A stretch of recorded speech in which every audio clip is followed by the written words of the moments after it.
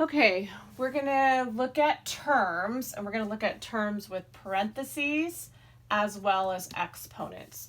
So remember that terms are separated by adding and subtracting only.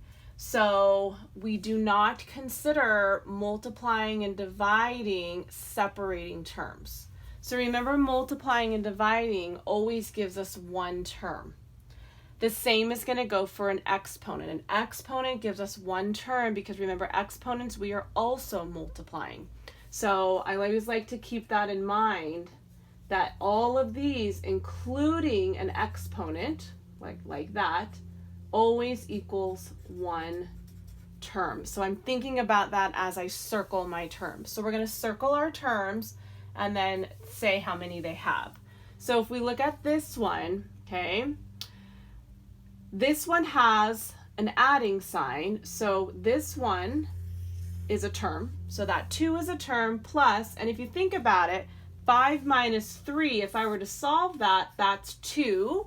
So that in itself would also be a term because it's separated by that addition sign. So this one would have 2 terms because of that addition sign. Now, if we look at this one, okay, we have a multiplying sign here. So if you think about it, 6 times, and then let's add 7 plus 4 is 11. Okay, so if we think about solving that, we would have 6 times 11. And since multiplying equals one term, this whole problem then would only be one term since this is multiplying. Do you see how that one had addition? This one has multiplying. So that's one term, okay? Now let's look at this one. So on this one we have a subtraction and we have an addition. So this one, that's going to be a term. We don't circle subtraction signs. This is going to be a term because remember, exponents are always a term because if you think about it, this would be 2 times 2 times 2, and anything being multiplied is one term.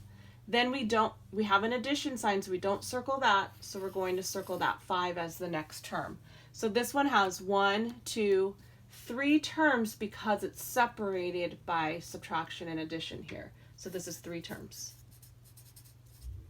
Okay, let's look at this last one, all right? So on this last one, I see the addition sign, which is separating that exponent. So this is going to be a term.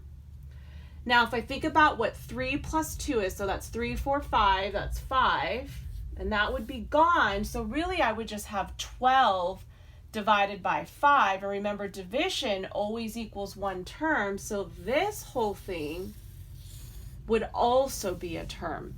So this bottom one would only have 2 terms.